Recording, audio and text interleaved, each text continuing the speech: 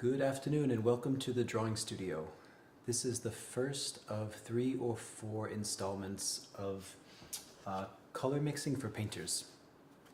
Color mixing for painters is going to include basic color theory as it applies to mixing color from life, that means observationally, and also generally to increase your sensitivity and appreciation of color dynamics. So, this was a complicated field for me when I first started painting. The first 8 or 10 years I was painting, I didn't have a really good understanding of color theory or color mixing. Some of it was hit or miss, and even if I was able to mix color accurately from life, I didn't have a relationship with it that felt very connected and very reliable or personal. So what I've done over the years is I've looked at different color theorists from the past and shaken out some of the underlying basic principles that they were working with and adapted some of those just in simpler language for myself and then for other people that I introduced this to. So with that, we're going to be using the 6-part color wheel, which is basically the primaries and secondary colors that you'll remember from grade school.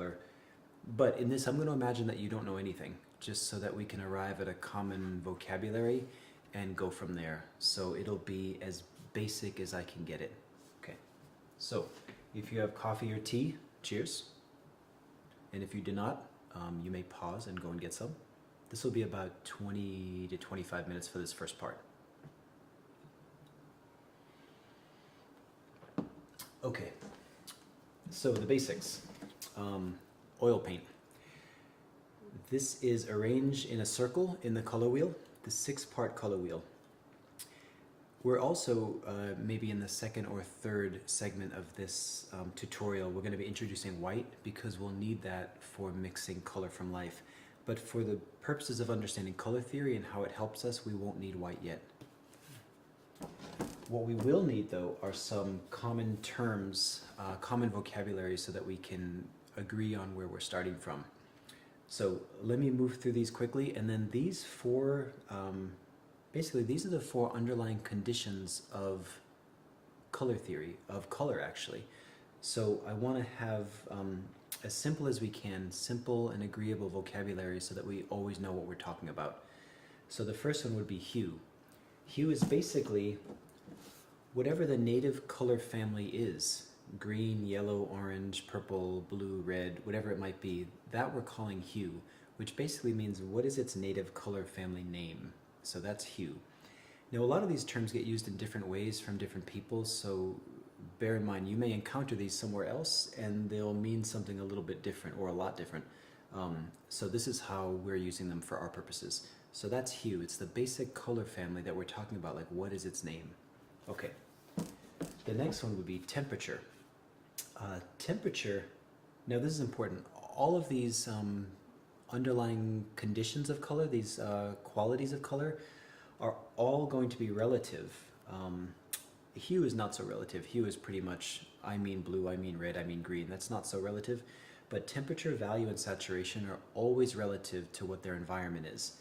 So I've got oil paint here on the palette, and then I've transferred those oil paint swatches into just a more cleaned up format, and this will be our working document as we go forward. This is where we'll basically put some of the exercises that we're going to be doing.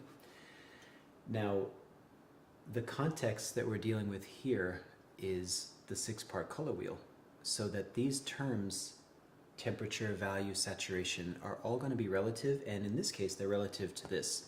So let's take temperature. It's pretty easy to see from this color wheel that the warm hemisphere is red, orange, yellow, and then the cool hemisphere would be purple or violet, blue, and green. Now you can see that temperature is basically the warmth or coolness of a given color, like what it communicates chromatically, energetically, visually. So color temperature means simply the range from warm to cool of any given color. Okay, so the next term would be value, number 2. Value is the relative lightness or darkness of any given color. So let's take blue for instance. if we had this blue and I added white to it in incremental degrees, like more and more as we went, we would end up with a scale of blue that went from the very darkest blue possible all the way to the lightest blue, and then finally arriving at white. So that scale from light to dark is what value is.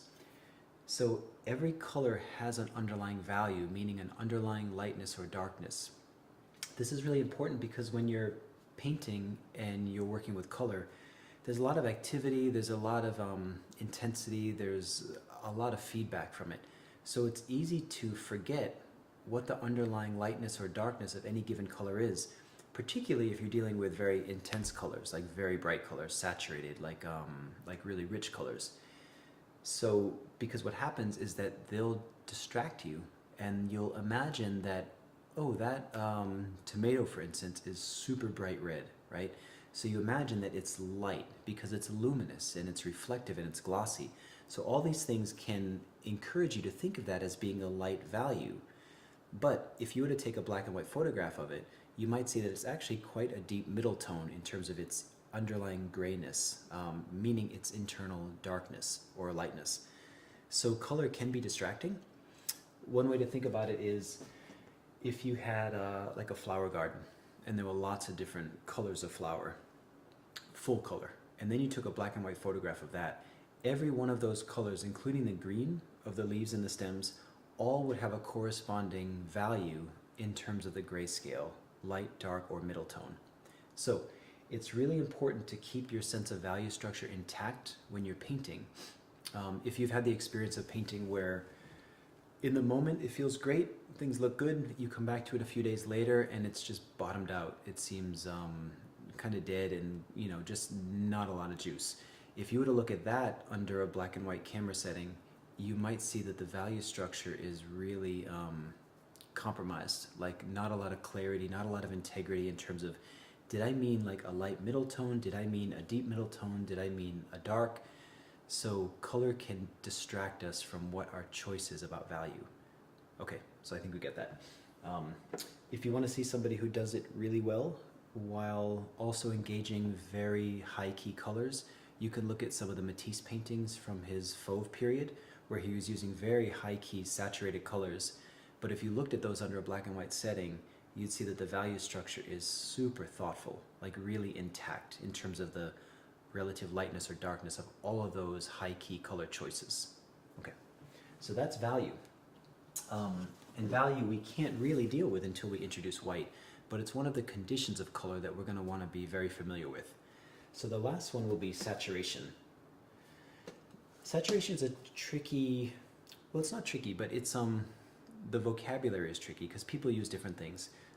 Sometimes you can say chroma, like what is the coloriness of the thing. You can say intensity, you can say vibrancy. I'm using saturation because that term seems to indicate like something is saturated, meaning it has a lot of whatever it is present in it. So there's a gathering of whatever it is. And in this case, it would be hue, would be the native color family of that particular color. So an example, here we go. So here are two objects that I would say belong to the red color family. This is closer to the shore of red, right? It hasn't traveled that far, but if we look at this brick, it still belongs to the red color family, but it's gotten mixed up. It has more other colors that have been introduced, that have been mixed around with it. So we can't say that it's as close to home as this might be to red. So saturation is basically the scale from intensity or vibrancy all the way toward neutrality. Some people call them dull or subdued, but subdued's not bad. But dull is sort of a pejorative, and neutral colors are beautiful. So I just prefer the term neutral because it means that we don't know exactly what it is, but it's gotten mixed up with a lot of other colors, so we have to explore it. So that's the fourth condition, saturation. So this is all like basic color theory, and it might seem like a lot in the beginning, but really just take your time with it, because when these four conditions become integrated and you really know them as categories, it will give you so much mobility in terms of mixing color, and also just understanding color dynamics and what makes that color that we find in the world that seems unnameable or unfindable. So these four categories basically will provide a framework for us to exercise our perception through. That will make a lot more sense as we go. So to review, hue is whatever the native color family is: red, yellow, green, blue, orange, violet. Temperature is the relative warmth or coolness of any given color along a scale. Value is the relative lightness or darkness of any given color. And saturation is the relative intensity or neutrality, like subdual, of any given color along a spectrum. Okay.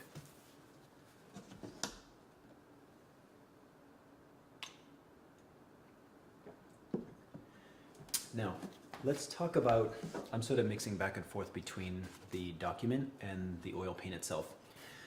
I want to talk with you a little bit about materials. And again, going on the agreement that we all know nothing, so that we all end up at least knowing the same things. So oil paint, and really any kind of paint, at a professional grade, meaning like a very good quality, paint is effectively made up of two things. One would be pigment, and pigment is the colored powder that's used. Sometimes that's natural, like earth minerals will be ground up to create a pigment, which is basically just a powdery, chalky version of them. So it becomes very finely milled, and then it gets mixed into the second ingredient, which is called the binder or the vehicle. And in oil paint, that's typically linseed oil or safflower oil or poppy oil, some other relatively slow drying oil. So pigment plus binder, in this case linseed oil, get mixed together until they reach this toothpaste-like consistency. And that's really all that paint is. And different kinds of paint, like watercolor, would be pigment, same pigment for the most part, but it would be mixed with gum arabic as the binder. And they also mix in honey and water and other things, but the main other ingredient, the binder, is gum arabic. And with encaustic, the main ingredient binder would be beeswax, and on it goes. But the common denominator is always the pigment. That's the powdered color that goes in. Now that's with professional grade paints, where it's just basically those two things. But with student grade paints and the grades in between, and the colors that we're using are one step up from student grade. So in any other grade besides professional, there's other things mixed into the paint. This paint has beeswax mixed into it, basically for two reasons. One, it's a filler, so it sort of bulks up the paint, and it means that it has to have less pigment in order to achieve that thickness that paint needs. But it loses on pigment saturation, so it loses on intensity of color because there's physically less pigment present. So the beeswax in this case, and people use other things too, but this paint that we're using has beeswax. It basically bulks it up, introduces mass without pigment, because pigment is the most expensive part of the paint. This paint here is Lucas brand, Lucas 1862. This is not product placement, but I do use this paint, and I like it because it has pretty good color. I mean, I think very good color. It you can work large with it. It's not as expensive, and I really like it for mixing and demonstrating purposes, and for people to use as they're learning about oil paint, because you don't have that feeling of scarcity, like, oh my god, this costs $18 for a little tube, so I have to be very sparing with it. This is much more affordable, so you can play around, you can get to know the physical quality of the material without fear of, it just, the money doesn't get in the way. So I like that a lot, but I don't like that the beeswax speeds up the drying time of the oil, so I counteract that by adding clove oil, which is a non-drying oil. It's super cool. It smells good, it's not toxic. You can add it to your oil paint, and basically, depending on how much you add, you can extend the open time, the working time of oil paint, indefinitely. So adding this in whatever quantity you decide on can extend the working time of your paint so it doesn't dry up and skin over. So that's one thing I do to counteract the fast drying tendencies of the Lucas oil paint. Cool. Okay, so let's talk about basic color theory.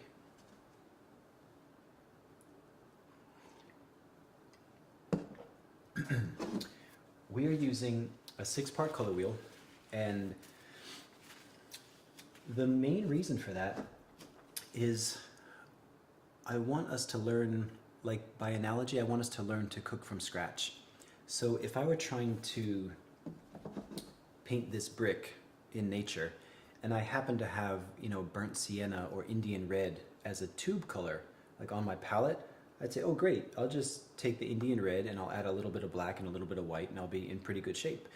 But I haven't really learned anything in terms of where this color comes from, like what its parent colors are, what happened to it along the way for it to arrive at this very subtle color. So again, that the cooking from scratch analogy means that from these very basic ingredients, we will learn to perceive what the first color was within something that is very subtle and complex. So like a gray sidewalk or something. If you had to choose from just these 6 colors, what color is that sidewalk mostly? That's a much more discerning exercise than saying, oh, no problem, I've got, what's that gray, that cool gray.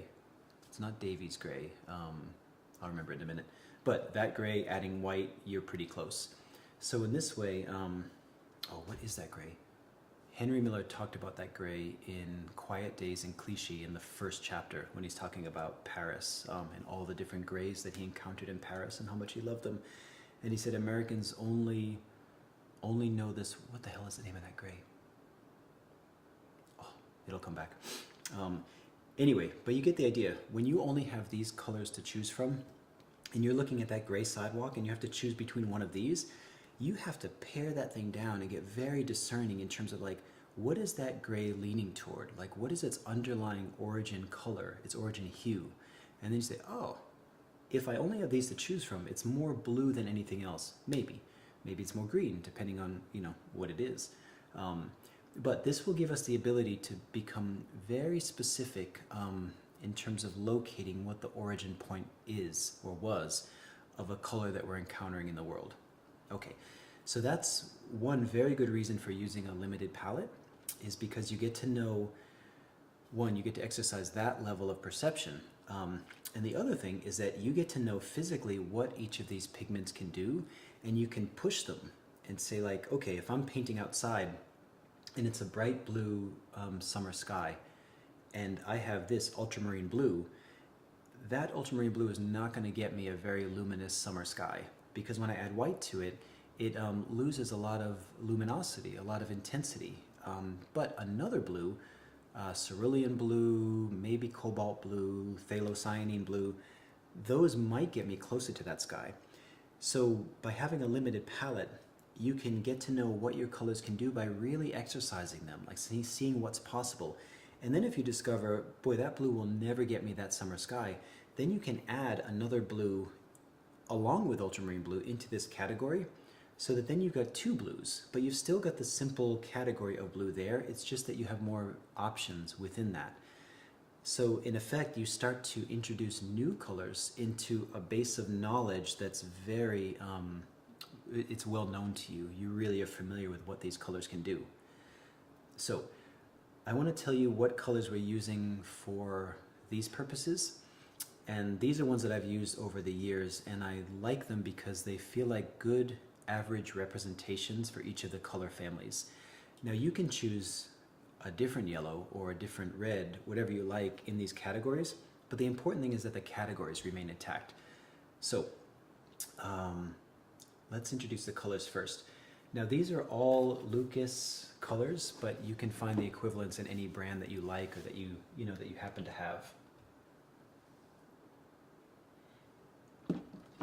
So I'm going to tell you the names so you can write them down if you want to use these same ones. This is cadmium yellow light hue. Now this is really important. Hue, in terms of paint manufacturing, is not the same as we're using the word here, which is like the color family. The word hue in paint manufacturing means that the pigment is a synthetic version of a naturally occurring pigment. So in this case, cadmium is a toxic pigment.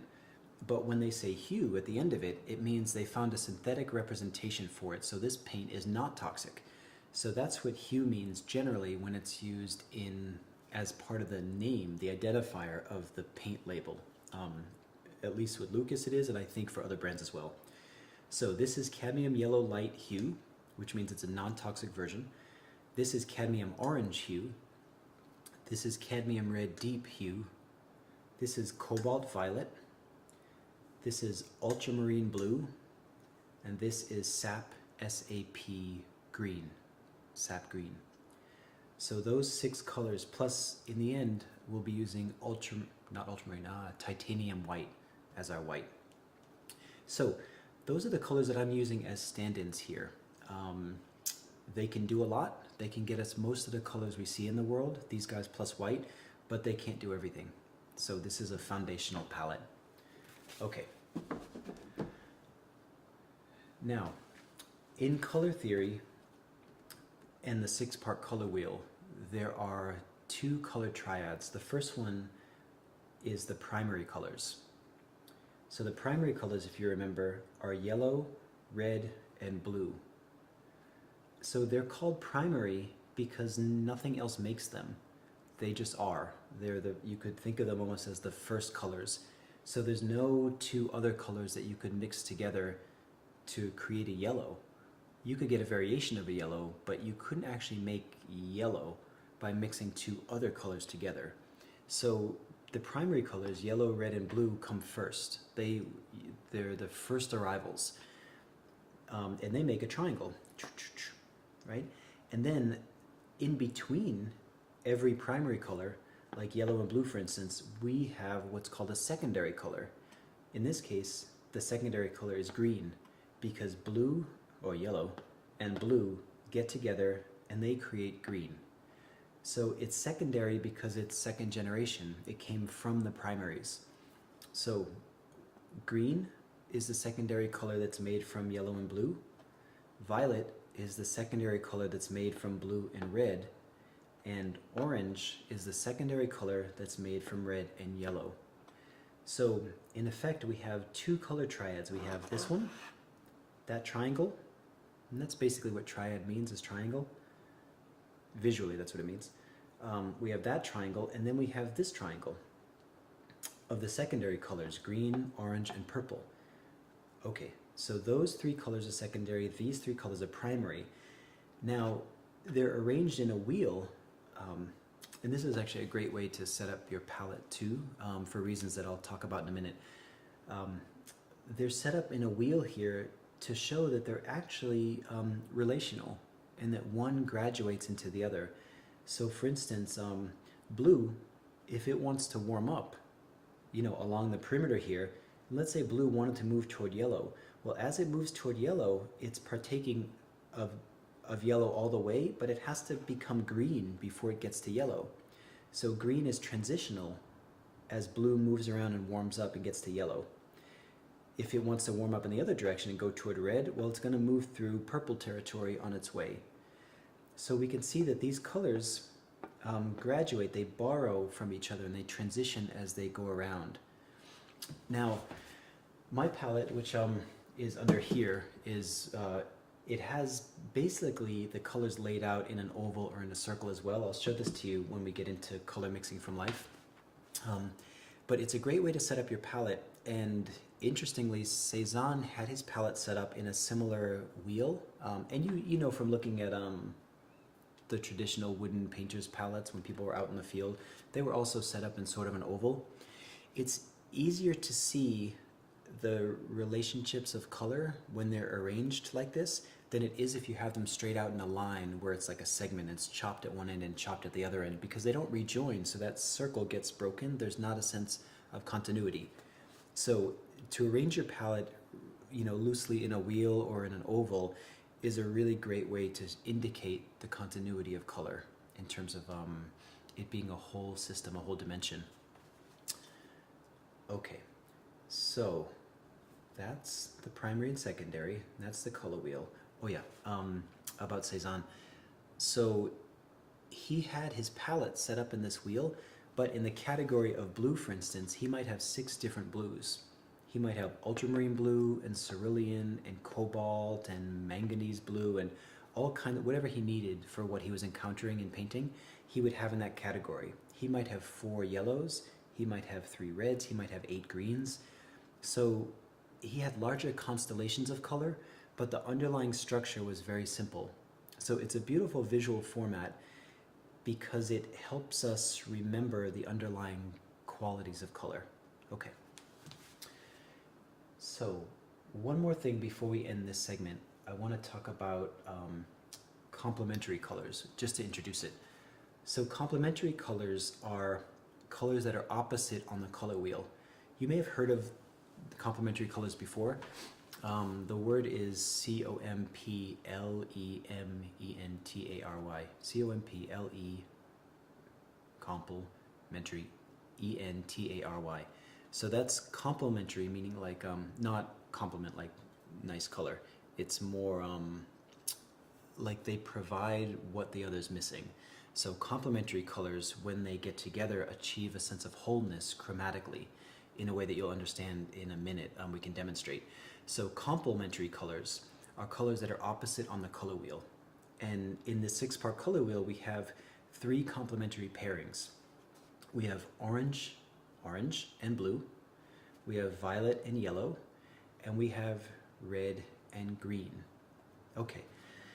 Now, what's so interesting about complementary colors is that what you're actually seeing when they get together are the 3 primary colors re-meeting each other.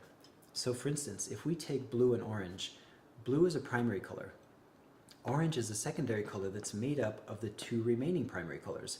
So in every one of these complementary pairings, what you actually have are the 3 original primary colors being reintroduced to each other in a different format, a different permutation, if that's the right word.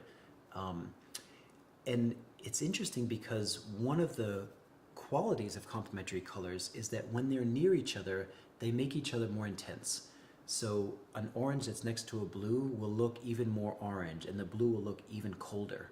A red next to a green, if you think of Christmas, like decorations and holly berries, those colors are very intense together. One word that people use in art is they call them antagonistic. Again, that's kind of a pejorative, so, but you know, whatever works. But the reason that they're antagonistic chromatically is interesting because basically they are the 3 primary colors re-meeting each other. So the primary colors, yellow, blue, and red, don't have any chromatic overlap. They're like the original, the landing of the original 3. So they have nothing in common with each other, right? They're as basic, as irreducible as they can be.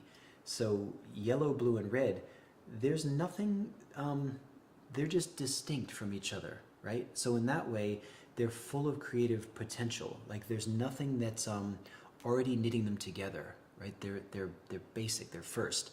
So when you have a complementary pair that gets together, red and green, for instance, what you have is the one primary getting together with the 2 other things that it knows nothing about, that it has no chromatic overlap with.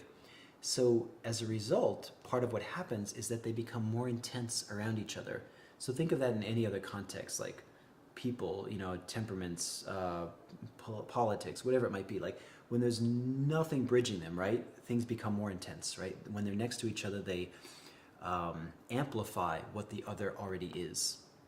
So that's one thing that happens, and one of the reasons it happens is because you have a primary re-meeting the other 2 primaries with which it has 0 in common. Okay, so the other condition of complementary colors is that when they get mixed together, they create all of these colors that we actually see in the world much more commonly than we see these colors.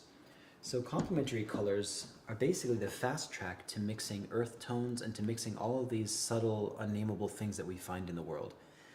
And that we'll get into in the next segment, the physical mixing of this stuff and how to use the material, and then how color theory helps us move into the world of mixing color from life. Great. Thank you for watching, and thank you for supporting the Drawing Studio.